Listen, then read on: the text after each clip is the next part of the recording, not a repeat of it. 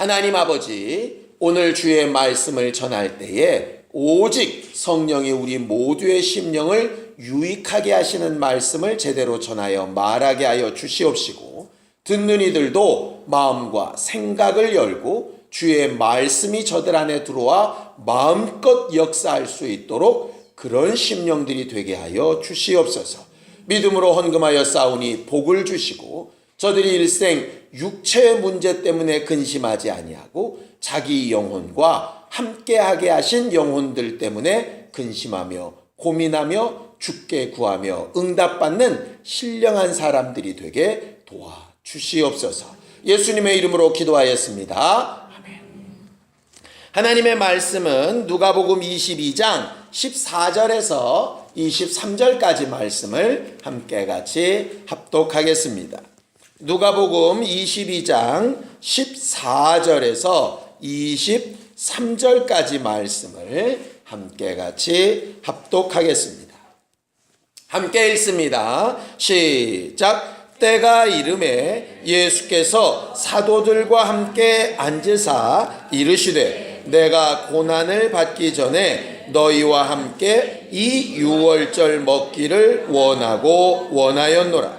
내가 너희에게 이르노니 이 유월절이 하나님의 나라에서 이루기까지 다시 먹지 아니하리라 하시고, 이에 잔을 받으사 감사기도 하시고 이르시되, 이것을 갖다가 너희끼리 나누라. 내가 너희에게 이르노니 내가 이제부터 하나님의 나라가 임할 때까지 포도나무에서 난 것을 다시 마시지 아니하리라 하시고, 또 떡을 가져 감사기도 하시고 떼어 그들에게 주시며 이르시되, 이것은 너희를 위하여 주는 내 몸이라. 너희가 이를 행하여 나를 기념하라 하시고, 저녁 먹은 후에 잔도 그와 같이 하여 이르시되, 이 잔은 내 피로 세우는 새 언약이니 곧 너희를 위하여 붓는 것이라. 그러나 보라, 나를 파는 자의 손이 나와 함께 상 위에 있도다. 인자는 이미 작정된 대로 가거니와 그를 파는 그 사람에게는 화가 있으리로다 하시니, 그들이 서로 묻되, 우리 중에서 이 일을 행할 자가 누구일까 하더라. 아멘. 신앙생활은 하나님이 하신 일을 기억하고 기념하는 것입니다. 하나님이 하신 일을 기억하고 기념하는 것. 물론 우리가 신앙생활을 예배로 나오기도 하고 헌금을 드리기도 하고 찬양을 하기도 하고 뭔가 우리가 이렇게 하는 일이 많은 것 같죠.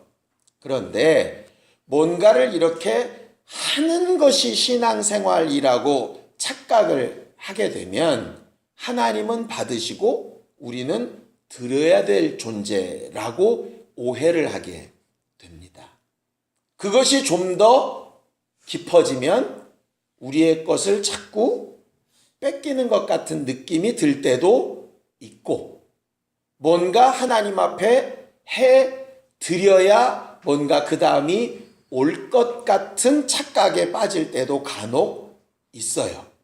근데 성경은 계속해서 중복하여 말씀하시는 것이 뭐냐 하면, 우리가 하나님을 찾은 게 아니고 하나님이 먼저 우리를 찾으셨다라고 되어져 있죠. 아브라함이 하나님을 찾아보다가 믿음의 조상이 된 게 아니죠. 하나님께서 아브라함을 찾아오셨어요. 모세가 하나님을 찾아갔던 게 아니죠. 하나님이 가시떨기나무 가운데서 모세를 찾아오셨어요. 다윗이 왕이 되겠다고 손을 번쩍 든 게 아니죠. 하나님께 사무엘을 통해서 그를 찾아오셨어요. 예수께서 보라, 문 밖에 서서 내가 문을 두드린다. 내가 먼저 너를 찾아왔다라고 말씀하시죠. 로마서에서는 더 분명히 얘기하죠. 우리가 죄인 되었을 때, 하나님과 원수 되었을 때, 하나님을 도무지 알지도 못했을 때, 그때 이미 우리를 위하여서 하나님께서 해놓으신 것이 있다는 거죠. 믿음의 출발은 내가 무엇을 하나님 앞에 해드리는 데서 출발하는 게 아니에요. 나도 몰랐던 어느 때에 하나님이 나를 위해서 뭘 해주셨나를 기억하는 게 신앙생활의 첫 번째예요. 그걸 가르쳐서 다른 말로 뭐라고 부르냐면 은혜 받았다 얘기하는 거예요.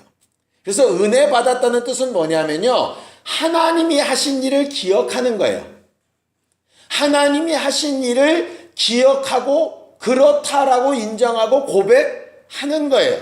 그러니까 너희가 마음으로 믿어라고 할 때 그 믿음이라는 게 뭐냐면 하나님이 해놓으신 일을 믿는 거예요. 내가 뭘 하면 도우실 줄로 믿습니다가 아니에요. 하나님이 나를 위하여 이렇게 해놓으신 것을 믿습니다죠. 하나님이 나를 창조해 놓으신 것을 믿는 것이고요. 오늘도 그에게 호흡을 주신 것을 믿는 거예요. 오늘도 우리에게 함께 예배할 수 있는 형제 자매들을 함께하게 해주신 것을 믿는 거예요. 내가 뭘 하면 도우실 줄로 믿는 게 아니고 그분이 하신 걸 믿는 거예요.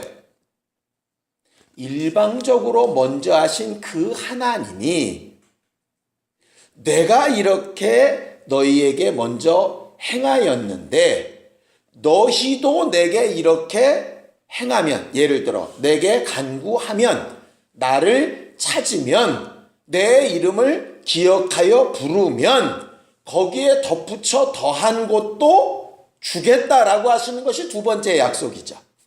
그러니까 결국 하나님이 하신 것을 먼저 기억하고 고백하는 게 먼저, 그렇게 먼저 해주신 하나님이 또 뭘 어떻게 하면 더 주시겠다고 하셨는가 하는 것을 기억하는 게 두 번째예요. 결국 그래서 믿음 생활하는 것은 하나님이 하신 일과 하나님이 약속하신 말씀을 기억하는 거예요. 마음에 받아들이는 거예요. 그걸 인정하고 고백하는 거예요. 이 순서가 뒤바뀌면은요, 아까 제가 설교 초반에 얘기한 것처럼 뭔가 하나님 앞에 해드려야만 될 것 같고 그걸 하지 않으면 저주받을 것 같고 이런 이상한 상황에 빠지게 되는 거예요.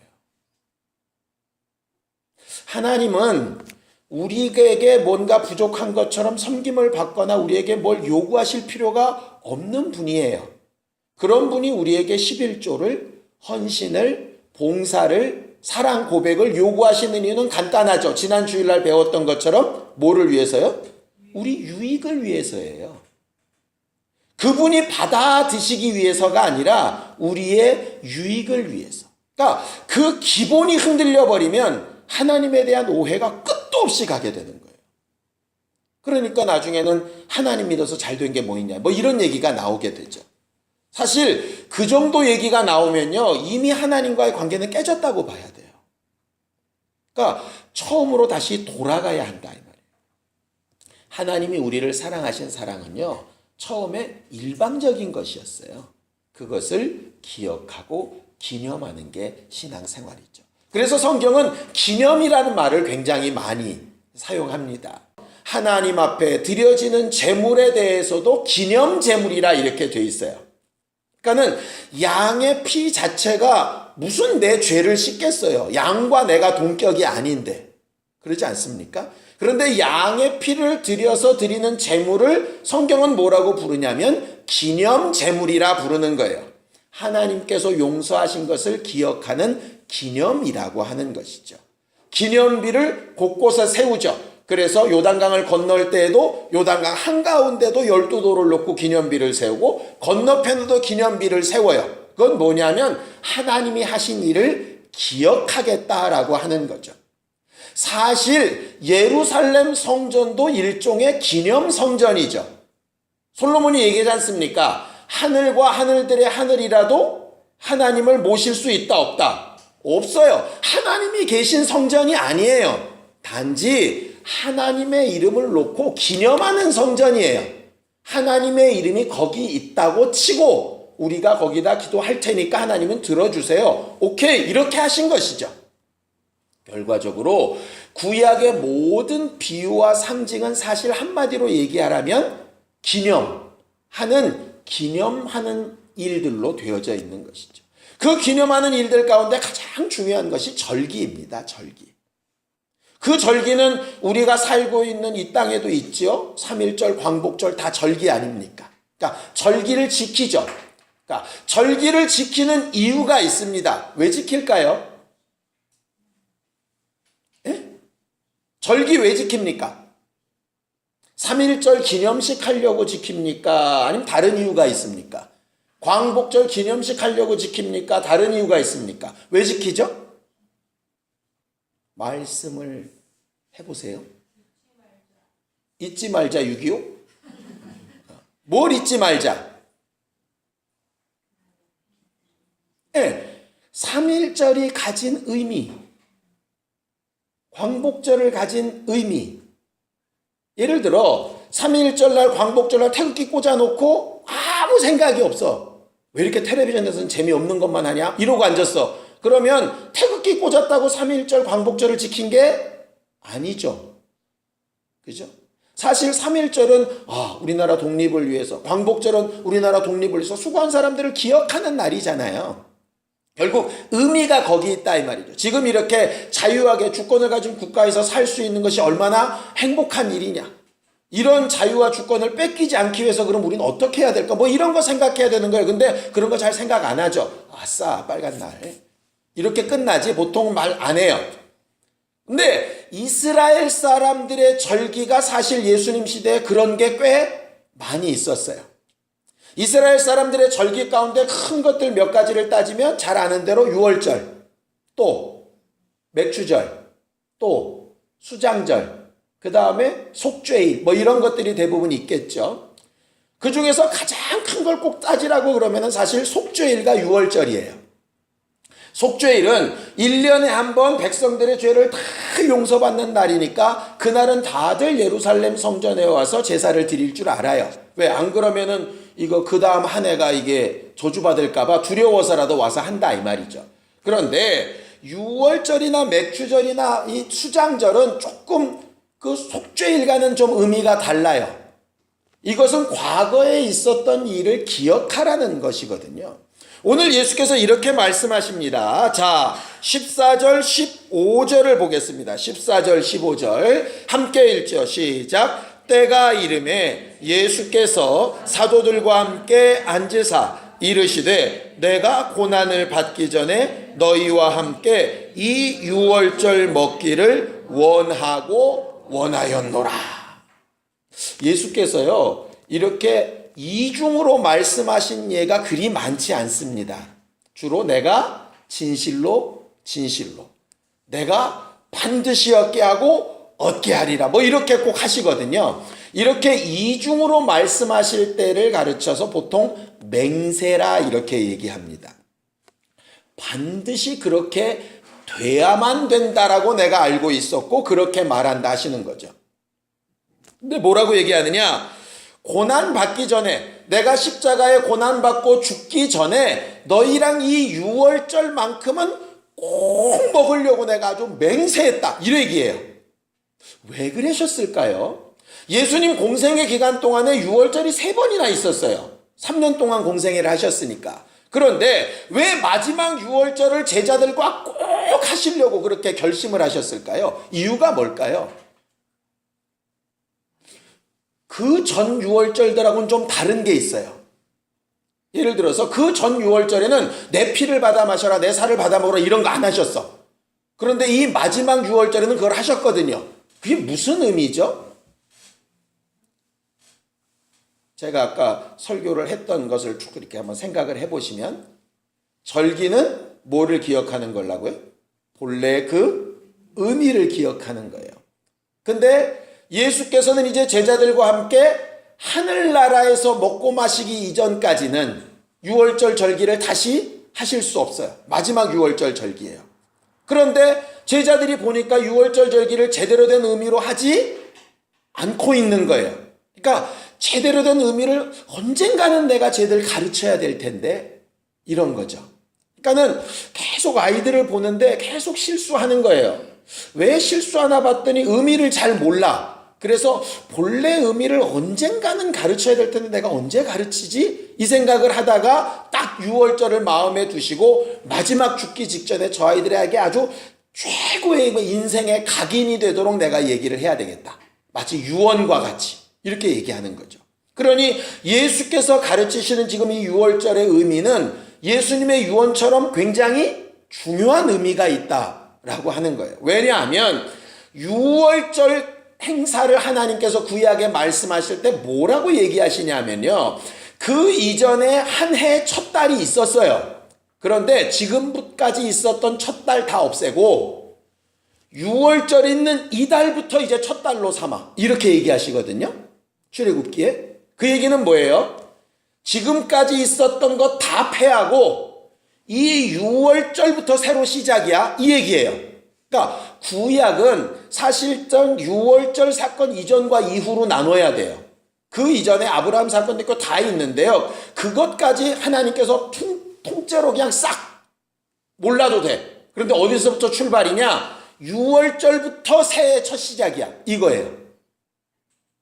그러니까 우리로 치면 4월이거든요. 그러니까는 1월달 됐는데 우리 교회는 총회를 언제 하냐면 4월 말에 하죠. 그러니까 사실은 우리 교회는 언제부터 출발이냐면 5월부터 출발을 하는 거예요. 꼭 그런 식이죠. 그러니까 우리 교회 회기가 5월부터 시작해서 4월로 마치는 것처럼 이스라엘의 절기가 다른 데서는 1월, 2월 뭐 이렇게 할 수 있지만 우리는 뭐부터 하냐? 6월절부터 시작이라고 할 만큼 그만큼 중요한 의미가 있었는데 나중에는 의미가 다 사라져버리고 뭐만 남느냐? 양 잡아먹는 행사만 남는 거예요. 그래서 예수께서 새 6월절을 말씀하시는 거죠. 자, 본래 6월절의 의미가 뭡니까? 6월절 의미가 뭐죠? 6월이라고 하는 의미가 뭐죠? 넘어간다. 뭐가 넘어간다? 사망이 넘어간다. 그러니까는 애굽 땅에서 죽음의 사자가 다 가정마다 돌아가는데 양의 피를 잡아서 문설주와 문지방에 바르고 문 위와 아래 옆에다가 바르고 그 다음에 그 안에 다 들어가 앉아서 쓴 나물과 함께 그 어린 양의 고기를 하룻밤새 다 먹고 나머지를 다 소화시켜버리는 그 6월절 행사에 순종하고 있는 사람들의 집은 그 피 발린 집을 죽음의 천사가 넘어가서 장자들이 살았다 하는 거잖아요. 그것이 얼마나 중요했던지 각 가정의 장자는 레위인으로 바꿔서 레위인 한 사람을 책임져라 얘기할 만큼 그 행사는 굉장히 중요한 거예요. 왜냐하면 구원에 관련된 문제이기 때문에 그래요. 자식을 못 낳던 사람이 자식 낳고 땅이 없던 사람들이 땅이 생기고 돕는 사람들이 없었는데 군사들이 막 생기고 물질이 없던 사람들이 부자가 되고 하는 일들은 그 이전에 있었는데 양의 피로 구원받는 일은 그때가 처음이었다고. 그러다 보니까 구원의 일이 첫 시작이다 이 얘기를 하시는 거예요. 그러니까 자식 많이 낳고 부자 되고 잘 살고 떵떵거리고 다 좋은데 양의 피로 구원받는 게 없으면 무의미하다 이 말이죠. 모든 것은 그 다음이란 얘기예요. 그래서 제일 처음에 6월절부터 시작하는 거고 6월절을 지키는 사람은 구원받은 기쁨을 기억해야 되는 거예요. 구원받은 기쁨. 근데 6월절 행사를 하는 사람들이 구원받은 기쁨을 상실하는 거죠. 행사는 하는데 구원의 기쁨이 없는 거예요. 마치 우리가 광복절은 지키는데 광복의 기쁨이 없어. 없잖아요, 사실. 한여름에 거기 껴가지고 어떻게 놀러 가볼까 뭐 이런 생각이나 하지 광복의 기쁨이 광복회회에는 별로 없는 것 같더라고. 결국 우리들이 지금 생각해야 될 건 뭐냐면 예수께서는 그 의미를 제대로 기억하고 기념하기를 원하시는 거예요. 그러시면서 얘기하시는 거죠. 지금까지 양의 피, 양의 살을 먹는 것을 너희가 기억하고 기념했다면 새 6월절인 이날부터는 뭘 기억하라는 거예요? 내 피, 내가 찢어주는 살을 좀 기억하라는 거죠. 내 피, 내 살을 기억하라는. 그래서 하늘로서 감사기도 하시고 그 다음에 첫 번째 잔으로서 6월절을 끝내세요. 내가 다시는 6월절 잔을 다시 마시지 않겠다 하세요. 그래 놓고 나서 떡 찢어서 내일 살이다 잔을 또 돌리시면서 내 피다? 아니, 방금 전에 잔 안 마시신다며. 그죠? 그런데 떡 먹고 또 잔 먹잖아요. 누가 따지더라고, 저한테. 예수님은 왜 한 입 갖고 두 말 하시냐고.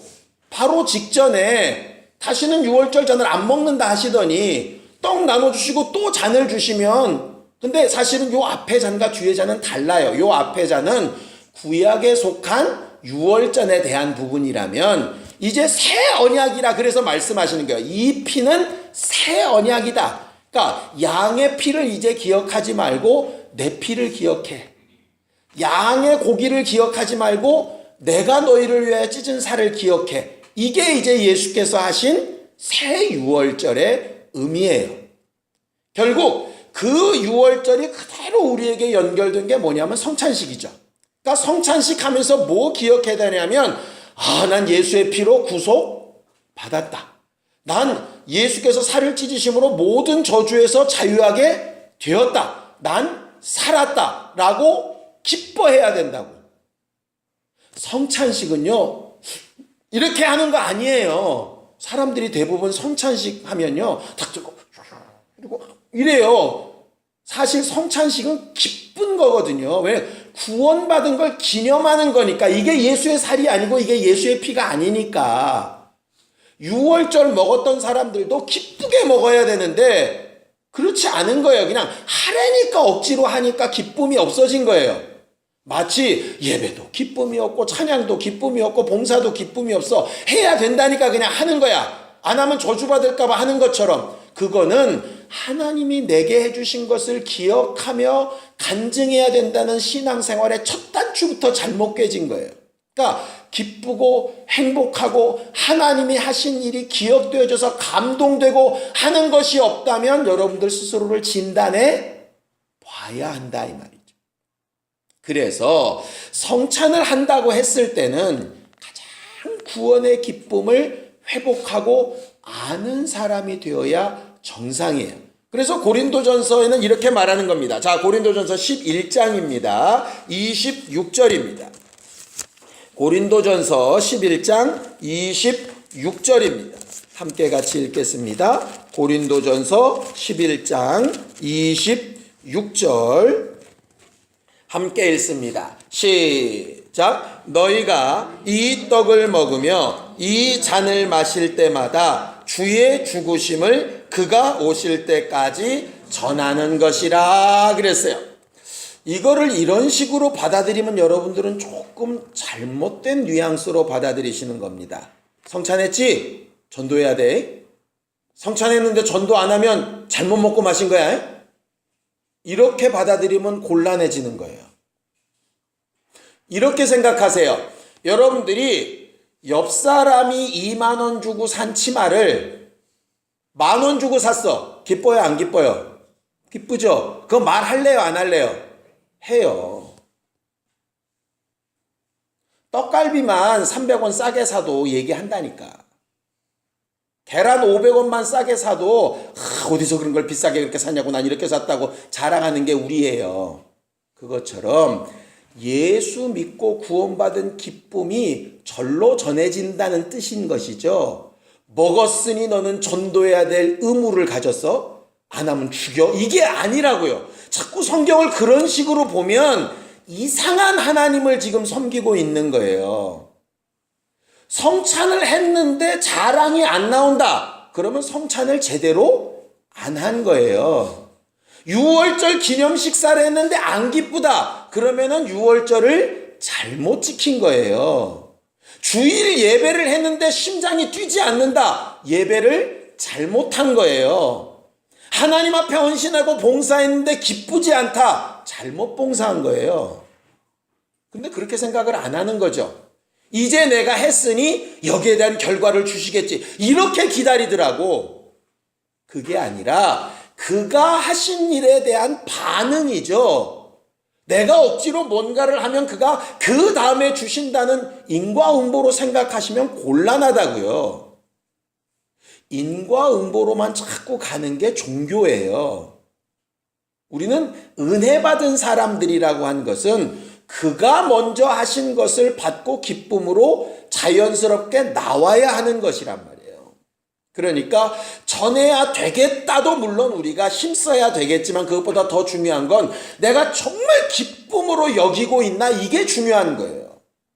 근데 달걀 500원 싸게 산 것만큼도 안 기뻐. 그러면 주의 은혜가 나한테는 500원 가치도 안 된다는 얘기인 거예요. 그게 하나님의 입장에서 서글프신 거예요. 내가 너희에게 내 하나밖에 없는 아들의 목숨까지 줘서 살린 그 구원인데 너희는 그것밖에 취급을 안 하냐? 이렇게 생각하시는 거예요.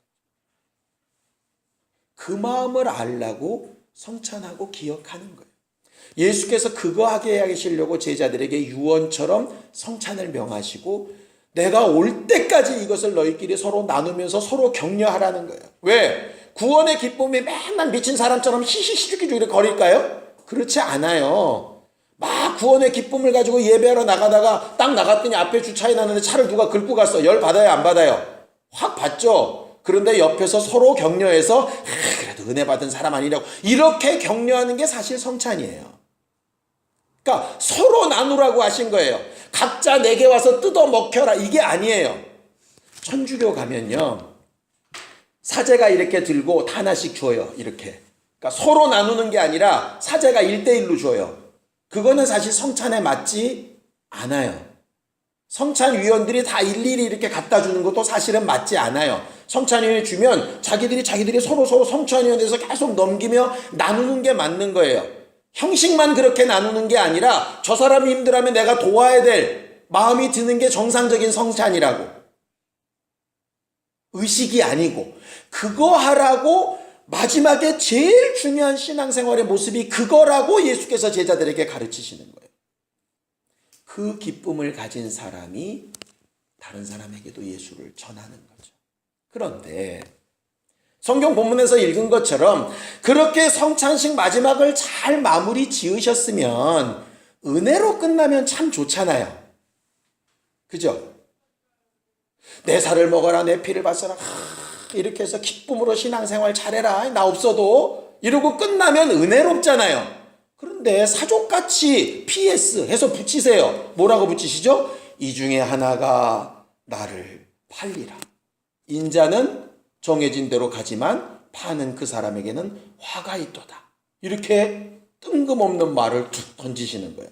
그러니까 제자들이 어떻게 됩니까? 그 다음 하는 말이 뭐예요? 맨 마지막 절. 예, 그들이 서로 묻되 우리 중에 이 일을 행할 자는 난가? 혹시 내가 파나?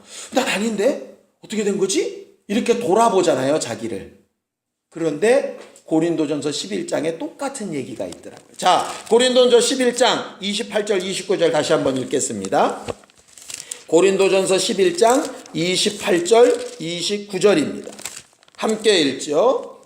고린도전서 11장 28절 29절. 성찬은 뭐냐? 주의 죽으심을 오실 때까지 전하는 것도 있지만, 두 번째 의미는 뭐냐면 28, 29 시작. 사람이 자기를 살피고 그 후에야 이 떡을 먹고 이 잔을 마실지니 주의 몸을 분별하지 못하고 먹고 마시는 자는 자기의 죄를 먹고 마시는 것이니라.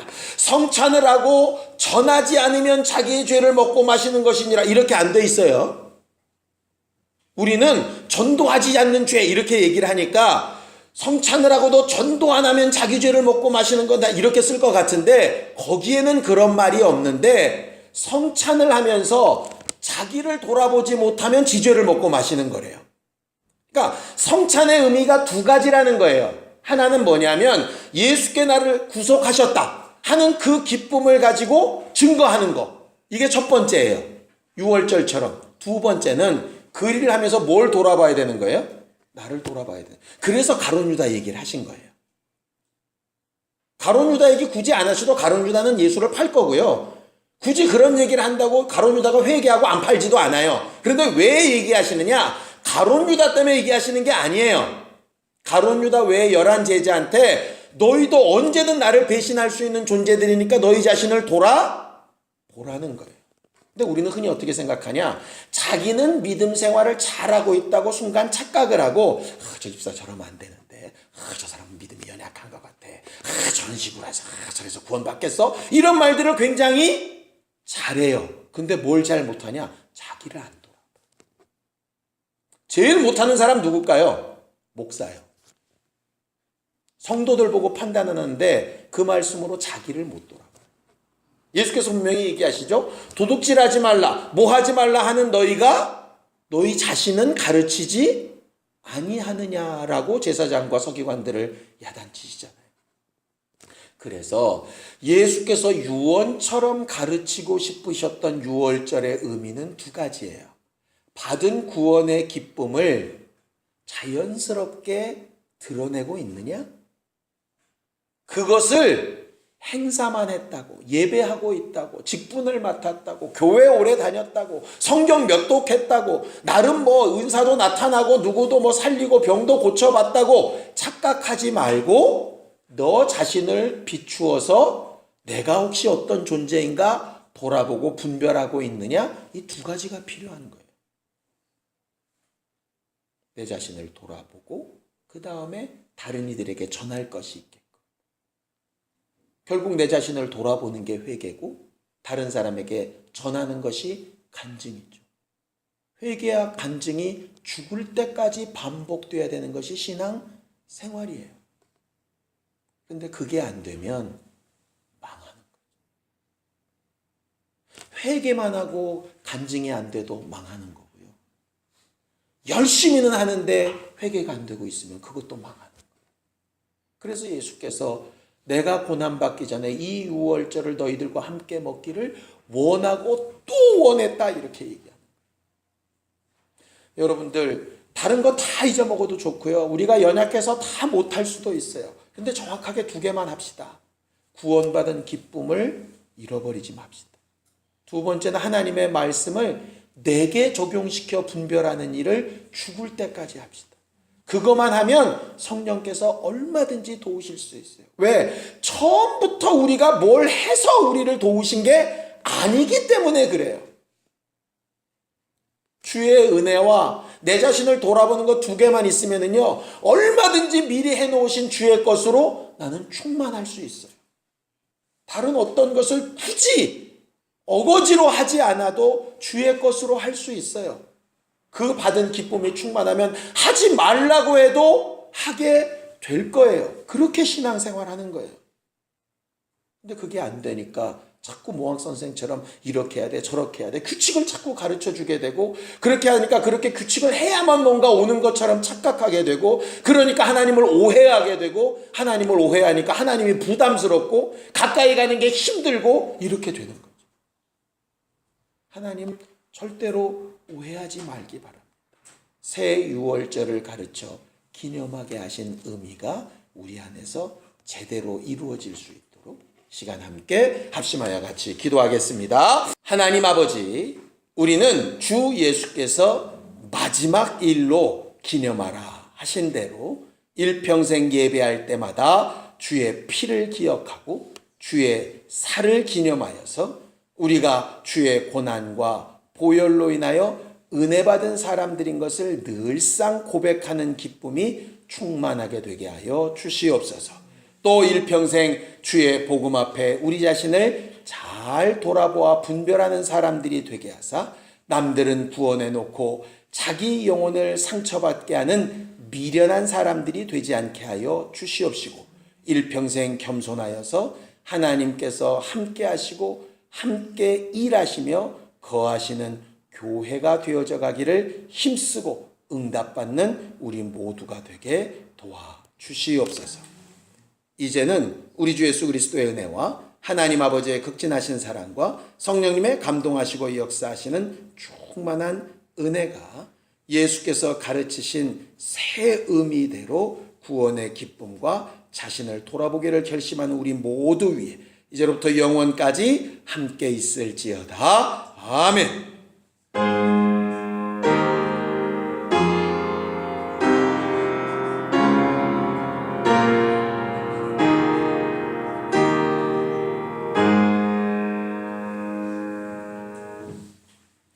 우리 예배 받으신 하나님 앞에 감사한 박수 드리겠습니다. 수고하셨습니다. 감사합니다.